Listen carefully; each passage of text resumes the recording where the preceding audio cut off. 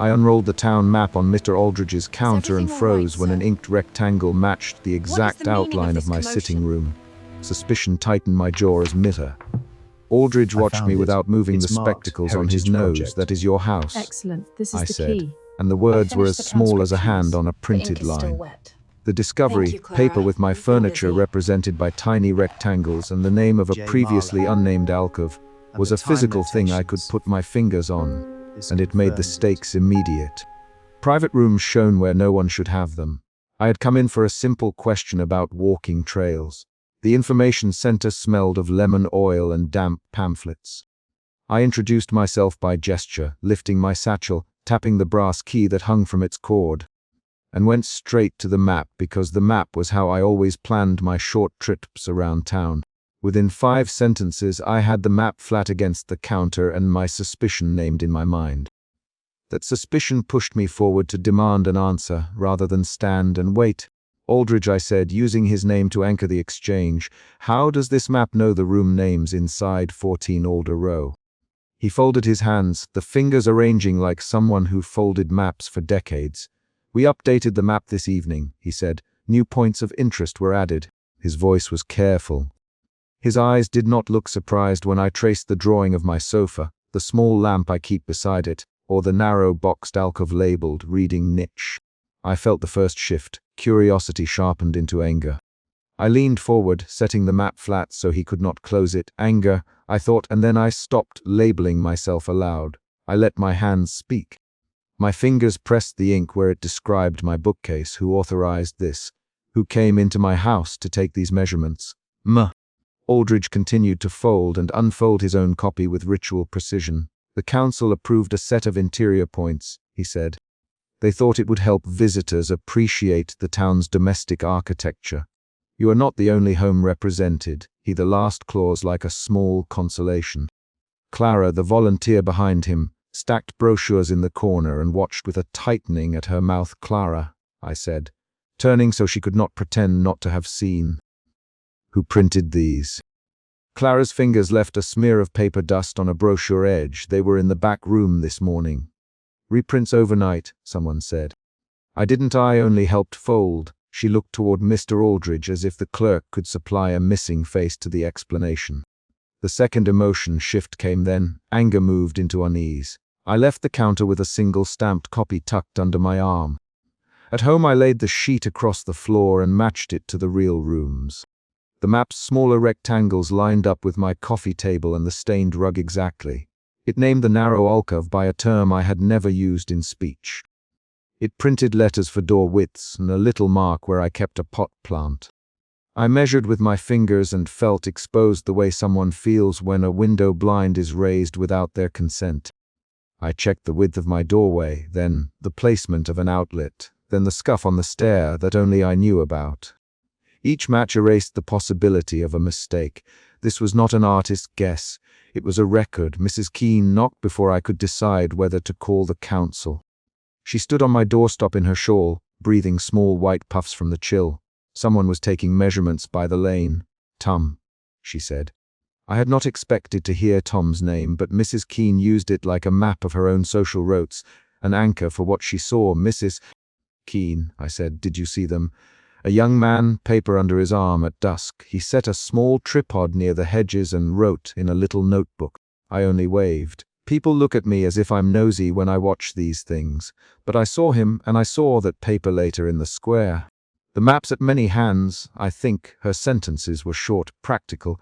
She folded her hands around her parcel as if to hold the news steady. Others had mentioned the new map. The neighborhood concern widened the problem beyond the personal. The map was no longer merely a violation of me. It was a change in the way our town was documented. I felt the next shift, suspicion to alarm. I put my hand over the map on the table and felt the paper's cool roughness as if it were evidence in a drawer. I went back to the information center an hour later. The lights were dimmer. Clara answered the bell and let me in, then spoke in a voice I did not hear as just nerves. "There were reprints last night. Clara, eyes on the floor. Council notice in the log." "I can show you." She led me to a narrow back room where a stamped ledger lay open and a council notice sat folded under a paperweight. The notice was dry.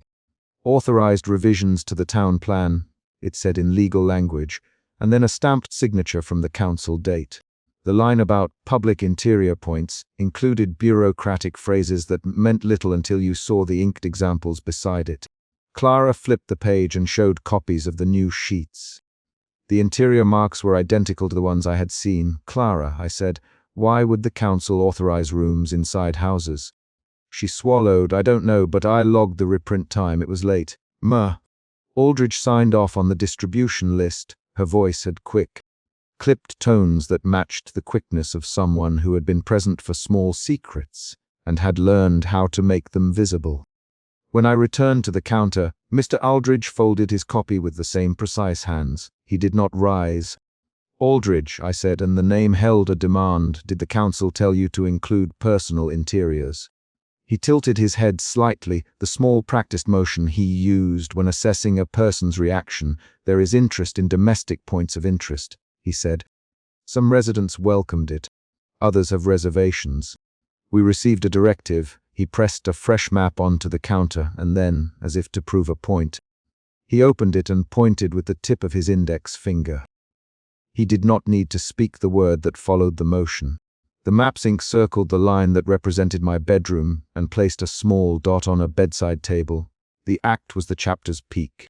Evidence and threat in the same motion. I stepped back. My fingers went cold, my palms slick. My voice shortened into clipped sentences. "Why circle my bedroom?" I demanded. "To mark a point of pronounced domestic character," he said calmly. "Visitors note the period bedstead. It is meant to be helpful." He folded the map with ritual exactness and tucked it away like a card with a name. "Take a copy if you like." There are many reprints. His courtesy did not match the content of his gesture. We traded short lines then, quick dialogue that snapped like thread. "Aldridge, this is trespass. We are cataloging who authorized the measurements. You have neighbors who consented. The exchange included 3 rapid back and forths and then 2 more as my anger became a driven force." Outside, under the street lamp that pours yellow into the fog, I said his name again, louder. "Mr. Aldridge," I called. He joined me without coat, the light catching his steel blue eyes and the thin mustache at precise angle.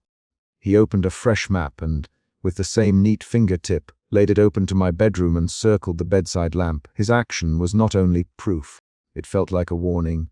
I felt fear then, immediate and physical. My mouth dried, my knees felt as if the ground might shift.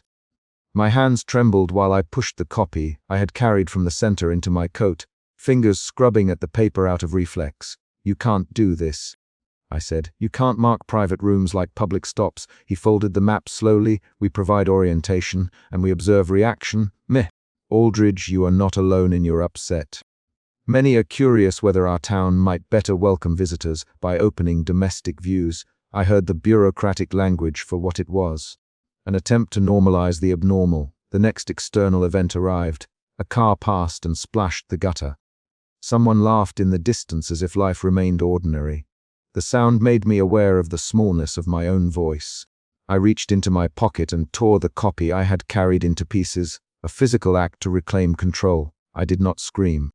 I moved with repeated short sentences and clear actions. I walked to the information center and slipped a fragment through the letter slot in the door while Aldridge watched from the other side of the glass. The fragment hung on the threshold like a dropped name. I could have demanded a formal hearing. I could have taken the stamp notice to the paper mill or called a reporter. Instead, I stood in the fog and chose another action. To keep a portion of the map I had, to hide it as insurance, and to push a torn piece back into the public collection as a message. My decisions were concrete, fold, tear, slide, rather than declarations of intent. Keen's earlier sighting and Clara's ledger entry had turned the matter from a private frighting to something institutional.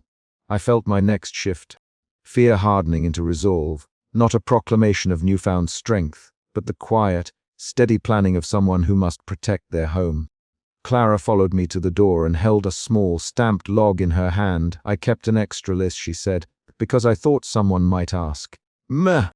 Aldridge me not to disturb the records. Her voice contained both worry and the brittle air of a person who had been told to keep small quiets. She handed me the ledger without preface. I opened the ledger. The entries listed distribution times, batch numbers, and a name that recurred at the bottom of multiple pages. Mr. Aldridge's signature in neat loops. That signature was a pivot. It changed how I understood the earlier moments. This was not random mischief. The council noticed the reprints, the ledger entries. Each concrete document drew a straight line from municipal authority to the intrusion in my home. The map's specificity provided one more unexpected reveal. On a folded corner, I found a penciled note in a different hand. A time and a set of initials that matched Tom's name the neighbor had used. The discovery suggested someone local had aided the effort, or at least observed it closely enough to annotate. It adjusted the scale of the problem again. Not just an official oversight, but local collaboration, or at least local indifference. I confronted Mr. Aldridge once more in the doorway. "Mr. Aldridge," I said, my sentences shortened to the point. "Who measured my rooms?" He looked at me steadily. "We contract observers," he said. "Some are professional surveyors, others are volunteers who know the houses. We rely on a mixture." The council authorized outreach. We simply implemented. The answer felt like a closed door. A new unexpected event occurred when the street lamp above us popped and hummed, plunging the pavement into a moment of dimness. The light returned. "Meh." Aldridge's face had softened into a polite curiosity that made me suspicious of his composure again. "You should decide whether to contest this at the council meeting," he offered, "or you can accept that the town evolves." He evolved in a neutral tone. I tore a corner from the copy in my hand and pushed the fragment through the information center's letter slot. The action was small, but it left a paper trail in the door. I paced the sidewalk. My hands rubbed the map's edge until the paper fibers frayed. My breathing was measured, not poetic short inhales, steadier exhales as I considered next moves. Before I left, Mrs. Keene came down the lane again, her muffler wrapped tight. "Tom says to be careful," she said bluntly. "If they were making lists, someone will read them." Her language was plain and functional. She did not dramatize. Her warning changed nothing about the documents I had seen, but it changed my sense of immediate danger to something I could act against. I walked away with the torn remainder folded into the lining of my coat. The final event of the chapter landed not as a riddle but as a decision. I would not let this rest as a single trespass. I would copy the ledger entry, speak to neighbors, and show the council the exact matches between the map and my rooms. The choice was concrete. Gather proof, confront the council, and force a public accounting. The chapter closed with a single concrete motion. I pushed the torn fragment through the center's letter slot and turned the brass knob of my front door, the metal cold beneath my fingers. The lock clicked shut behind me, and the street lamp bled its yellow into the damp air as I made the first step toward a fight I had not expected to have tonight. Emotion root, suspicion, emotion shift, suspicion, anger, unease, alarm, fear, resolve. Each shift shows through the narrator's actions, leaning, measuring, tearing paper, pacing, and the choice to collect evidence rather than abstract labels. The chapter ends with an immediate decision and a physical action that propels the story forward. The fragment in the slot and the door closed behind me. I found a folded town map slip beneath my front door, and the paper smelled of damp ink and wet stone. Suspicion tightened my grip before I had time to think the word. Suspicion made my thumb trace the crease where my sitting room had been drawn like a labeled parcel. The first 5 lines of printed street names were correct, the river in the right curve, the post office where it should be, and then the cartography stopped being public. An inked rectangle fit the exact outline of the sofa under my bay window. I said the name of the room aloud because saying it felt like a test. "My sitting room," I said, and my voice sounded small in the empty hall. I folded the map back on itself and, without thinking, put it inside the pocket of my coat. The satchel at my shoulder rubbed the brass key I always kept on a cord. I could feel the cool metal. Suspicion pushed me to the one place that could answer how paper, meant to guide strangers, had learned the inside of my house, the Tourist Information Center. I had been to Mir Aldridge's counter once before, a week earlier, when I unrolled a different map on his desk and froze at a printed rectangle that matched my sitting room. That memory sat like a pebble in my shoe. It slowed me now and made me move carefully. I stopped at the bottom of my steps, set the map on the railing, and thumbed open the brass clasp on the satchel. The map's paper was thin in the place where someone had folded it. The fold felt recent. At the information center, the lamp over the counter burned low, throwing a slice of light across Mr. Aldridge's face. He looked up when I entered and folded his hands on the clipboard, as if nothing in the world had shifted. His spectacles caught the light and sent a thin bar of reflection across his steel, blue eyes. "Mr. Aldridge," I said, "a map was left under my door." "It shows my rooms." Mr. Aldridge did not flinch. "Show me," he said in the same controlled voice as before. I placed the folded map between us. His fingers hovered over the paper for a measure of time that felt like a question.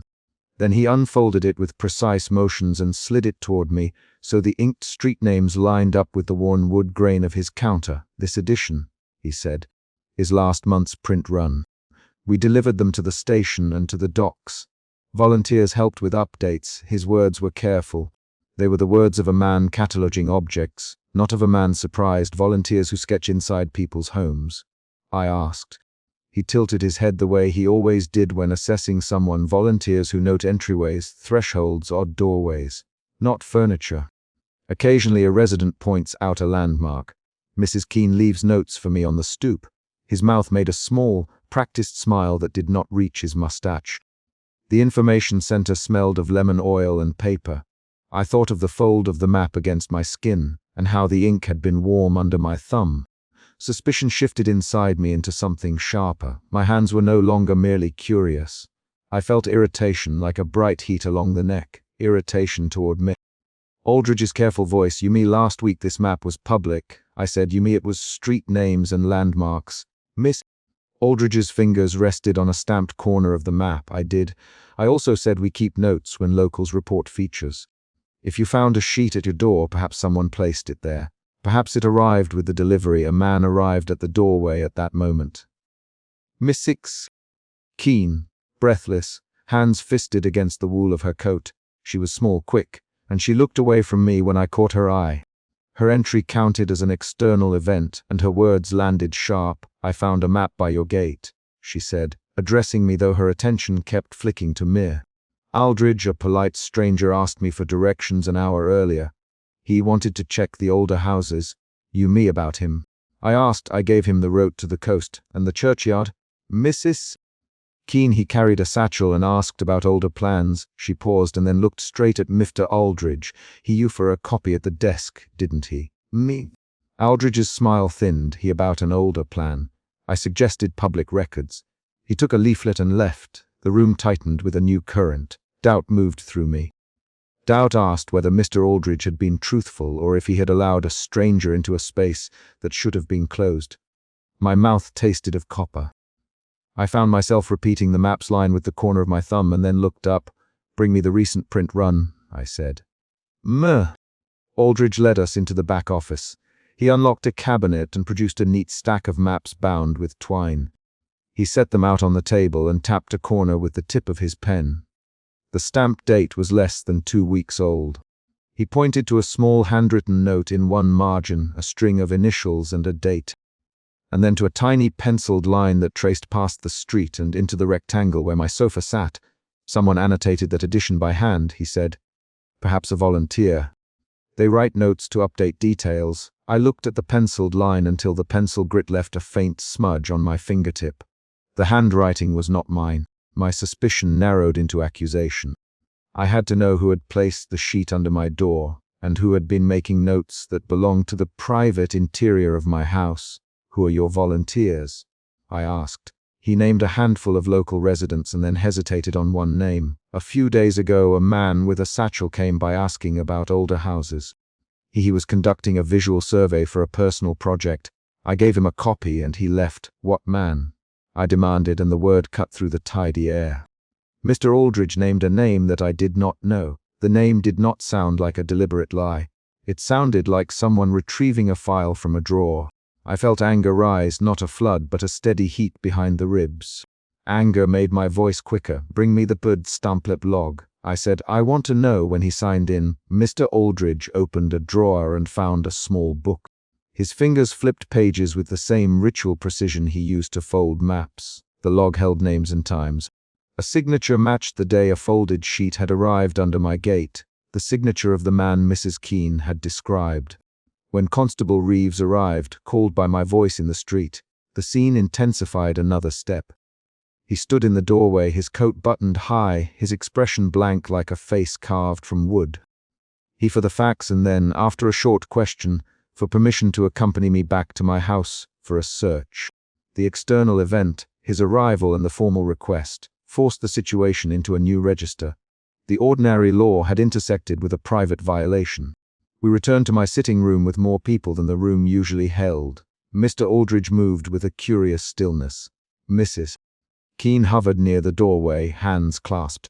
Constable Reeves closed the door behind him and asked me to recount how I had found the map. I told him the map had been tucked under the door the night before, that I had felt the paper against my stocking, and that the printed interior matched the exact placement of the chaise and rug. Do you consent to a search? Constable Reeves, I did not hesitate. I wanted the paper evidence out from underneath the floorboards. My suspicions had turned to a demand for proof. We started with the sitting room. I led them past the mantel and the bay window. My fingers kept catching on the brass key in my satchel. The map lay face up on the coffee table where I had left it. Constable Reeves photographed the map with his compact camera. Mr. Aldridge and Mrs. Keene watched the room with different expressions. Mr. Aldridge measured the space with his eyes in the way of a man accustomed to counting rooms, and Mrs. Keene fidgeted with the hem of her coat. On my insistence, we examined the baseboards and the lower skirting. I had a memory from a week earlier, when I first had unrolled his map on his counter, of a faint catching sound beneath the west bookshelf. The memory was concrete. The soft resistance when I had pushed the spine of a book that did not belong. I knelt and pressed at the plinth under the bookshelf. The wood did not move at first, then something gave with a dry mechanical click. A panel swung open into an alcove no wider than a broom handle, and light from the officer's torch cut a slice across dusty paper. Inside lay a crude table, a small teacup with lipstick at the rim, a tin of blotting paper, and a stack of town maps, copies from the information center, annotated in pencil and pen. I pulled one up. The inked lines inside the rectangle matched the arrangement of my chair and the bookcase. Someone had drawn arrows and written short notes. Sofa, 2 cushions, bay window, odd latch, access from back alley. The annotations were dated and at least one carried the initials that matched the marginal note Mitten Aldridge had pointed to. The alcove counted as the chapter's climax. The discovery made the invasion of privacy physical and immediate. The heat in my chest translated into a voice that did not want patience. Who used this? I demanded. Mr. Aldridge swallowed, his composed face strained. He tried to answer with the same voice that had become my irritation earlier and my doubt now. We have a small group who compile details. Sometimes volunteers overreach. They are meant to note exteriors and thresholds, not interiors. Then why is there a place here? I asked, and my fingers brushed the teacup's lip where the lipstick left a crescent. The scent of tea lingered. The object made the intrusion intimate. Aldridge's spectacles slid down his nose for the first time, and he pushed them back with a thumb. I do not know who set up this alcove. I was not aware. If a volunteer erected it, they did so without my explicit permission. The constable looked from the maps to Mia. Aldridge and then to me. Was the satchel on the log the same man Mrs. Keene described? Reeves. Mrs. Keene spoke quickly, me about older houses and plans. He had a brass key on a cord. I remember because it matched the key on your satchel, sir. Her voice stopped at the last word and she looked at me, as if apologizing without a statement. Mr. Aldridge moved between denial and reluctant admission. He named a program and then retracted the certainty of his own control. He deferred to volunteers, to the difficulty of supervising an informal group. Each adjustment altered the map of blame. We will take these maps and the teacup as evidence. Constable Reeves, we will log them and begin inquiries. I watched me. Aldridge's composure shift. The thin smile that had been his shield showed hairline cracks. He brushed his palm across his waistcoat as if smoothing fabric. His mannerisms, the way he folded maps with ritual precision and tilted his head when assessing a person, now looked like concealment. My anger cooled into a steadier resolve. Resolve that changed my behavior rather than my language. I will demand a formal inquiry, I said. I will change my locks and remove any maps that reference my private rooms from public circulation. The decision did not come as a grand speech. I moved through the house with methodical gestures. I photographed the floor plan, I took the annotated copies, I wrote a formal complaint and slid it under the clerk's door at the center. The steps were specific, physical acts. Each choice was an attempt to reclaim the boundary that had been violated. Others in the room made choices that influenced the direction of the story. Constable Reeves promised to log the evidence and to interview volunteers. Mrs. Keene volunteered to stand as a witness and to check for any other strangers around the neighborhood. Mayor Aldridge agreed to hand over his volunteer list and to cooperate with the inquiry, though his voice retained that guarded cadence. Outside, the town notice board received my statement. I pinned the copy at eye level, the paper stiff with the stamp of the constable's station. The act of pinning the notice felt both public and private. I placed it where other people would see the complaint and where my name would be tied to a formal record. The choice was concrete and deliberate. Over the next day, I changed the lock on the front door, replaced the latch on the bay window, and asked Mir Aldridge for every sheet that had been distributed in the last month. He handed them over in a neat pile. He seemed smaller when the evidence left his hands. At one point he admitted, quietly, that a few volunteers had taken it upon themselves to compile interior details, and that he had turned a blind eye because the maps made the town seem more complete. Mitt. Aldridge, I said, completeness does not include my furniture. He folded his hands, and for the first time in our interactions his voice lost the practiced polish. You are right, he said. I should have kept closer control. I will answer for that. Doubt rippled again. Doubt about whether that admission would change anyone's habits. Doubt about whether the maps would return in some other form. That doubt moved into a quieter steadiness that made me check the locks twice at night and write down the names that had appeared in the log. I made calls and left messages for local historians, for the records office, and for the register where building plans were deposited. Each phone call created an external event and a trail. There was one surprising moment midway through the chapter when a neighboring housekeeper, cleaning across the lane, approached me with a folded photograph. She had found it pinned behind a hedgerow, a worn black and white image of my sitting room taken from an angle near the hearth. I had kept no such photograph in my house. Seeing it changed the way I understood the earlier discoveries. The photograph meant someone had documented my interior before the maps were annotated.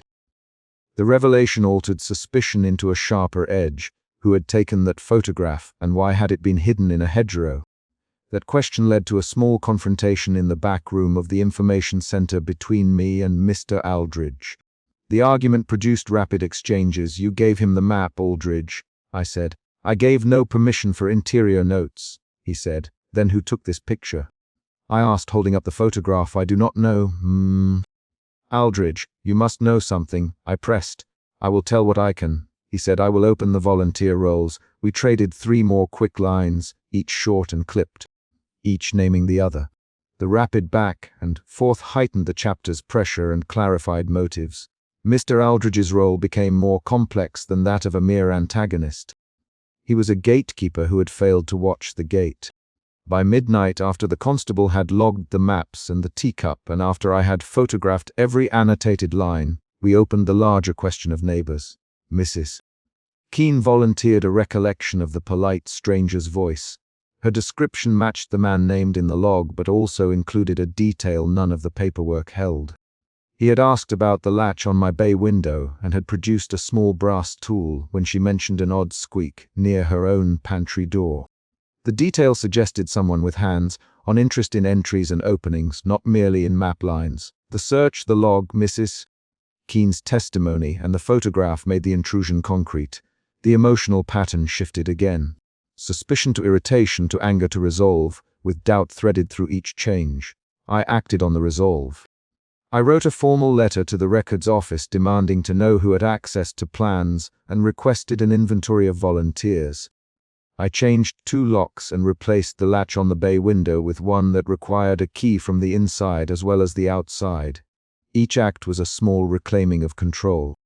At dusk the next evening, when my neighbors had quieted, and the street lamp threw a narrow pool of honeyed light across the pavement.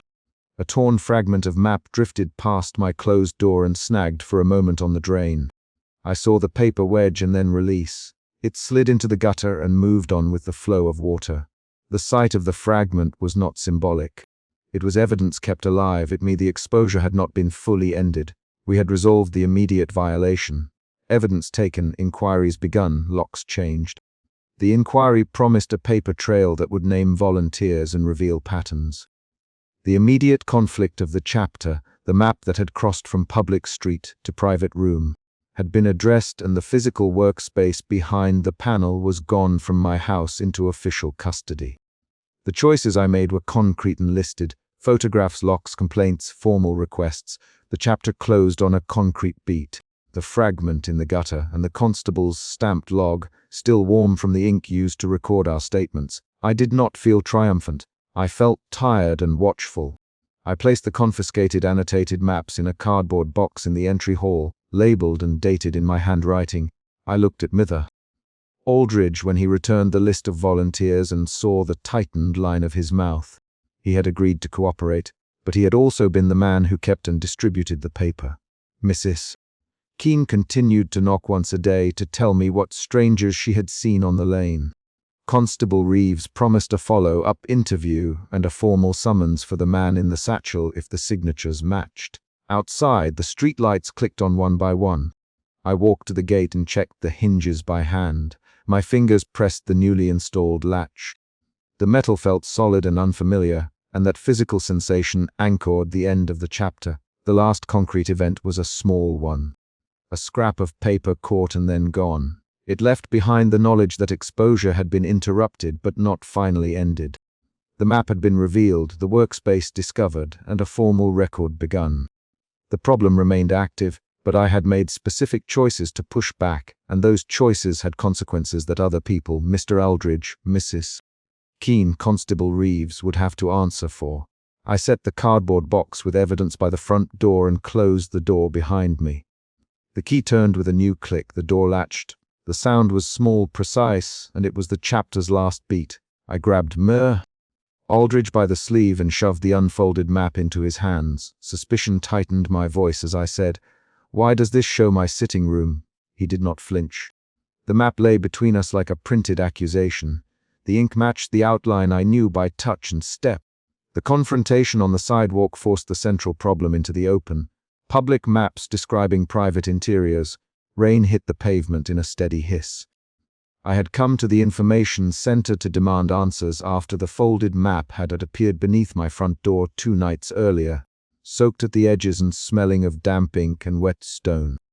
My fingers still followed the crease where the sitting room had been drawn like a labeled parcel. I did not wait for Mr. Aldridge to explain.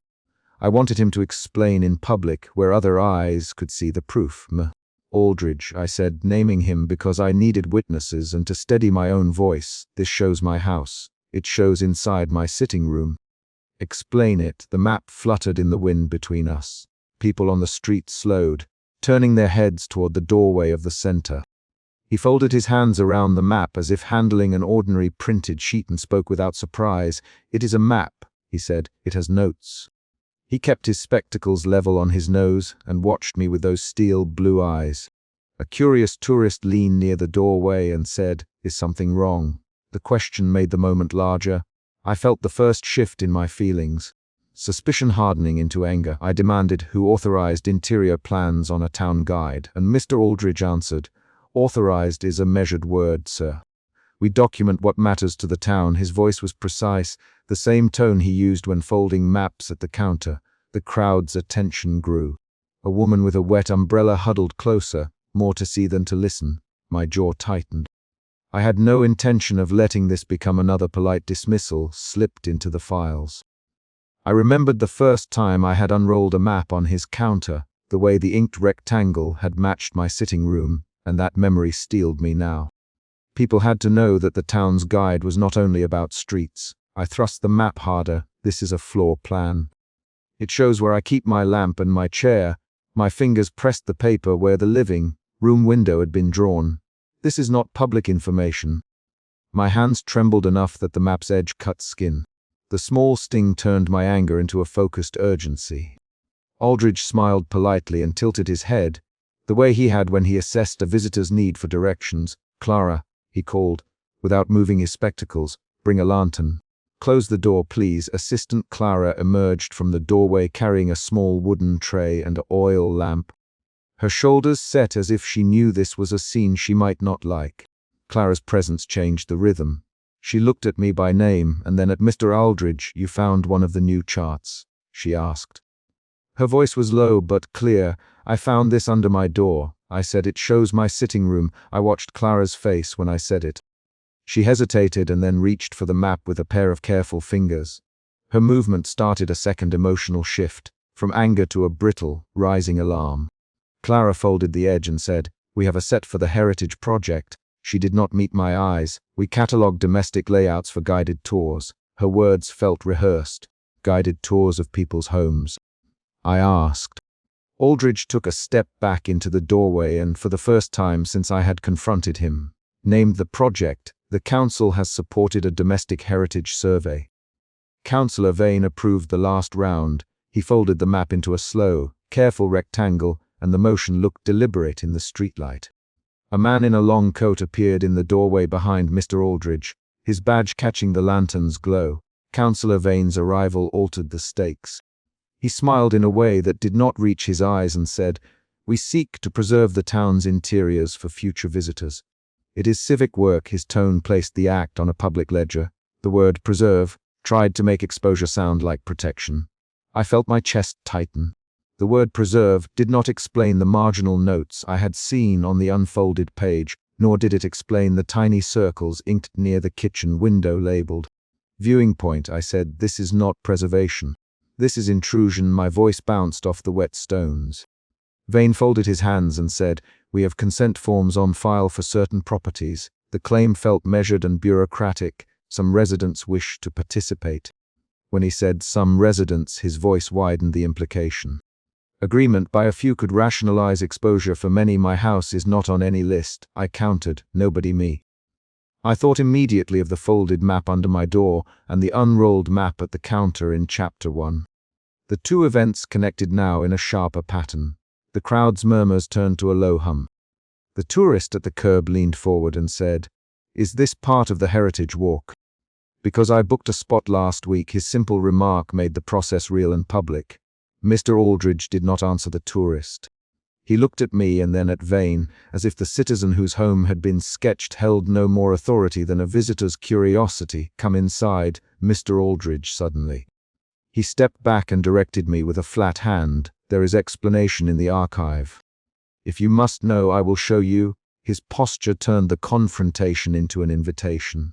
I followed him past the front counter through the narrow doorway. The scent of lemon oil and pages thickened as we walked. The bell above the door chimed soft and resigned. The change of location pulled me into the second act of the scene, the archive. As we moved, the crowd remained outside and their voices dimmed behind the door. Inside, the center narrowed to a corridor lit by a single oil lamp. Shelves rose against the wall, heavy with folded maps and catalog boxes. The space had the smell of old paper and damp wood. Mr. Aldridge moved with a ritual precision, each step measured. He indicated a small door with the tip of his pen and opened it. The back room held a shelf of yellowing charts stacked in pairs and bundles. Light pooled on a table where a single lamp burned. Aldridge set the unfolded map carefully on the table and gestured here. He placed his hand near the edge as if to claim it. I stepped closer. My hands wanted to examine the lines, the ink, the marginal script. Clara stood behind him, holding the tray, and her face showed a nervous wariness. Assistant Clara spoke up before I did. "We've been collecting domestic layouts for 3 months, she said. Some homeowners volunteered. Others were recorded through interviews with relatives and long-time residents. Her voice sounded like someone reciting a list she had already rehearsed. Names, dates. I said, "Who signed what?" My words were sharp and short. Mr. Aldridge did not hide the stack. "See the tabs," he said and pointed to small marks on the paper edges. He pulled a thin folder and handed it to me. The folder contained slips of paper with initials, typed forms, and a sticky note that read Heritage Project. The forms bore a stamp I recognized from pamphlets in the center. The paperwork implied official sanction. I ran my thumb along the map's ink where my sitting room sat. Marginal notes crowded the page. Possible viewing, neighbor consent, camera placement. The small question mark stabbed into the margin like a needle. My alarm rose into a clear demand for action. Clara's hands folded together. "We never meant harm," she said. Her voice slid between Mr. Aldridge and Vane, as if she wanted to reconcile the town's narrative and my outrage. "We catalogue interiors to attract scholarly interest. Tourists love domestic details." Her words tried to convert exposure into cultural value. Councillor Vane stepped forward and placed one palm on the table. "These charts help with maintenance grants, heritage plaques, and educational programs," he said. "We are careful. There are checks." His statement read like a policy brief. He used the word "we" as a shield. I said, "Checks did not stop someone from slipping this under my door." My voice was low. I opened the folder Mr. Aldridge had offered and found a folded sheet with a typed list of properties. My name was not on the list. Underneath, in a smaller hand, someone had written, "Local interest established." That phrase changed the document from a ledger into a device for erasure. Absence had been converted into assumption. The atmosphere in the room shifted again. I felt the second formal emotion shift, alarm rip into a focused resolve. I decided I would not accept institutional language as answer. I stood and said, "Show me the originals. Show me the notes that mention my house." I needed more than a stamped folder. I wanted the source of the ink. Mr. Aldridge slid a drawer open and removed several rolls of charts. He spread them on the table one by one. The first showed the harbor and the main street. The second revealed annotations beside several private dwellings. The third was the map I had shoved at him on the sidewalk. I found, among the yellowing paper, another sheet with an inked diagram of my sitting room and a list of small, numbered observations. I traced the numbers with my finger. Each number corresponded to a note in the margin. 1 window overlooks lane, possible viewing. 2 west wall shelving, photograph for detail. 3 chair placement, human activity at 9 p.m. The last line read, "Observe patterns, record habitual light." The handwriting was not typed. It belonged to someone who had entered private rooms and annotated behavior. "Who wrote these notes?" I asked. "Mr. Aldridge inhaled and said, "Our assistants compile field notes. We consolidate entries. The chief curator verifies content." He stopped himself and then looked at Clara. "Clara has been instrumental in transcribing field reports," he added. Clara stepped forward and set the tray down with a soft clack. She met my eyes and said, "I transcribed interviews. I typed the notes from hand-scribbled pages. I made the summaries." Her voice was small but steady. "I did not write 'observe habitual light' as instruction. I copied what I was given." Her hands trembled when she touched the edge of the map. "Who is the chief curator?" I asked. Mr. Aldridge paused and then named a person I had never met. "A senior archivist who worked with the Council on Heritage Documentation. He oversees the catalogue, Aldridge, but day to day assistants gather data and return it to me." The statement pushed responsibility upward and outward. The room felt narrower. I said, "This is not protected documentation. It lists where people sleep and where they sit. It lists times.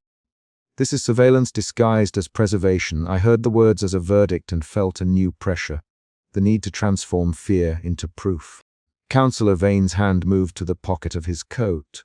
"If you believe there is an unlawful act, you can file a complaint. We will cooperate." The offer sounded like a closed door. He avoided naming who had authorized the marginal observations. His evasiveness opened a small surprise.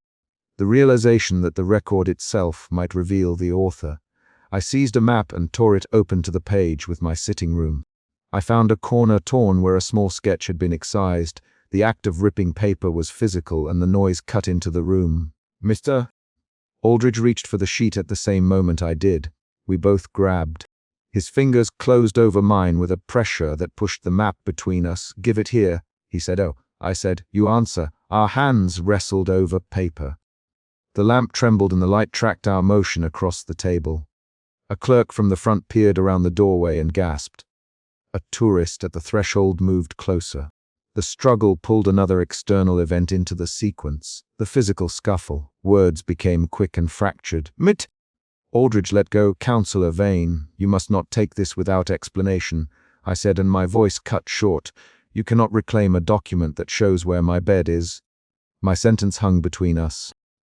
Mr. Aldridge's jaw tightened and he used a brisk, practiced tone. "You are making a scene." He tried to pull the map. I held on and said, "I am making evidence visible." My grip found a fold and I snapped the map away. The paper split with a small, clean sound. Clara cried out and stepped back. "Stop, Mr. Aldridge." Her plea was half sob and half command. She moved to the shelf and, in the motion, knocked a stack of maps. Several sheets fanned across the floor, revealing annotations and stamped margins. The room filled with printed pages fluttering like thrown cards. I stooped and scooped one page up. Its margin held a clear, typed list of household visits with dates and times. For the first time, a concrete trail appeared. Names, initials, and a record of house calls dated over several weeks. I photographed the pages with my phone. The camera's screen showed marginal notes and a small, penciled signature that repeated across multiple sheets. "Who's Jade Marlowe?" I asked aloud while pointing at the signature. The name in the margin repeated on different maps. Mr. Aldridge's hand stopped and his composure slipped for a breath. "Jade Marlowe is an independent consultant who assists with fieldwork." The explanation sounded thin. He added, "He prefers not to be named publicly." His voice attempted concealment. Clara spoke with a sudden clarity. "J. Marlowe visited houses for interviews. He took measurements and made notes." I transcribed his notebooks into the archive log. She met my eyes and, for the first time, did not look away. The work was for preservation. Residence about furniture placement and night routines. Her admission turned the mystery into a concrete procedure. A tourist in the doorway called, "Was Marlowe here last week?" I remember him asking about my neighbor's parlor. The casual testimony widened the evidence beyond our small room and placed the outsider's actions in the town's public memory. I felt something shift then, alarm moving into a determined plan. I would not only record these pages, I would force them into a public ledger. I said, "I will file a complaint and present these pages. I will ask the police to examine J. Marlowe's involvement." The decision pushed the moment toward action. Aldridge's eyes flicked to the streetlight beyond the doorway. "If this becomes a public incident, you will harm the work we have done for the town." His words framed my complaint as damage to a civic project. "You already harmed me," I said. "You put my house on a chart without consent." I watched Councillor Vane's fingers tighten on the lamp. He tried a conciliatory tone. "We can review the files, provide redactions, and contact residents personally." His proposal smelled of delay. I snapped photos of the sheets and then, without warning, reached for the folded corner of the map and tore it free. The paper came away in my hand as a small triangle with handwriting across the back. A tourist uttered, "That's a piece of it." The tiny fragment had a notation. "Observation point established. Repeat visit." The script matched the penciled signature. A short silence fell and then Miss Eyre. Aldridge stepped toward me. "Please, give that back," he said, quieter now. The order included a hint of real fear. I held the fragment to the lamp's light, and the ink showed through the paper with a clarity that no policy could mask. "If this is official, show me a signed release." I kept my voice level. "If not, you will not take this from me." The room contracted to the lamp's glow and the faces around the table. Mr. Aldridge reached for my wrist. "You are not thinking clearly. Let the council manage this." He used the soft, controlling voice he had used before at the counter. I jerked my arm away. "I am thinking perfectly clearly," I said. "I will not let private layouts be commodity. I will make them visible to those with authority." My statement was an act. It shaped the next steps. As I drew my phone from my pocket to photograph the torn corner, Clara stepped forward. Her face worked through an expression I had not seen. Regret edged with resolve. "Take a photograph," she said to me. "Take everything you need. I will answer for my transcription. I will tell them how the notes were collected." Her words were a betrayal of the plan she had earlier defended. "Ma!" Aldridge's mouth fell into a thin line. "Clara," he said, and the single name carried the weight of a reprimand and a play. "No, Clara, not tonight." She moved to the shelf and, with a quick hand, pulled a small notebook from the back. She handed it to me. The leather cover was smudged with ink and lemon oil. "This is what I copy from," she said. "This will show how notes reached the archive." Her action provided the twist that altered my understanding. The assistant was not merely a passive transcriber. She held the source material. I opened the notebook. Inside were field notes in a cramped hand, dated entries, and a list of addresses. At the bottom of several pages, J. Marlowe's signature appeared beside brief descriptions of visits. The entries included times and short observational phrases. Lights on at 9 p.m. Occupant reads in chair. Neighbor dog barks at dawn. The details read like surveillance logs. "You knew," I said to Mir. "Aldridge, you accepted these notes into the archive. I felt a hard certainty. You turned them into public guides. You printed them on charts." My voice left no room for the polite language he preferred. Mr. Aldridge's shoulders sagged. We believed it was academic. We believed it preserved domestic life. His admission was a small, failing thing. He did not try to justify the marginal, possible viewing notations. Councillor Vane, seeing his public project threatened by the scattered maps and Clara's notebook, said, "We can convene a council review tomorrow. For now, let us not inflame the street." His choice attempted to postpone accountability. The tourist near the door muttered, "You can't unsee this now." The sentence was simple and true. I photographed the notebook pages and then handed the book back to Clara. "Keep a copy for yourself," I said. "You will need it if you chose to tell the truth." My instruction was an offer and an order. Clara nodded. Her eyes were wet. "I will," she said. "I will give the originals to the officers if you file a complaint." She spoke with a steadiness that suggested she understood the consequences. "Mr. Aldridge stood very still. "If you publish these pages, you will harm reputations and cause panic," he said. "You will break trust." His tone pleaded for a different path. I looked at him and then at the torn fragment in my pocket. I had already made a decision. "I will take that risk," I said. "The town's right to know does not include the right to map where people live without consent." My sentence was concrete, not rhetorical. Outside, rain slid down the window in thin streaks. I stepped back through the doorway, the lamp's light shrinking behind me. Councillor Vane spoke again, promising a review and an immediate audit. Mr. Aldridge offered a half apology that named no one.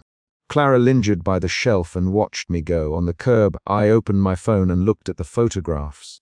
The marginal notes, the dates, the penciled signature. The camera's glow gave the paper a new life. I slipped the torn fragment into my coat pocket and felt its rough edge press against my palm. A final practical choice settled across my shoulders. I would file a formal complaint and hand the images to the authorities, and I would circulate copies to neighbors and local press. As I walked into the rain, the town's lamps cast halos on the wet stones. The photographs shone in my phone like small proofs. I kept one hand deep in my pocket, feeling the map's torn triangle. I had taken the curator's archive and turned it into evidence. The private world of my house had been exposed. I resolved to make exposure into accountability. A tourist called after me. Will there be a tour with that map? I did not look back. I walked under the lamplight with the camera's glow still warm in my palm, choosing to make the intrusion visible to the town rather than letting the archive hide it away. The rain took the sound of my steps, and the fragment rested against my ribs as I stepped into the street and out of the center's light.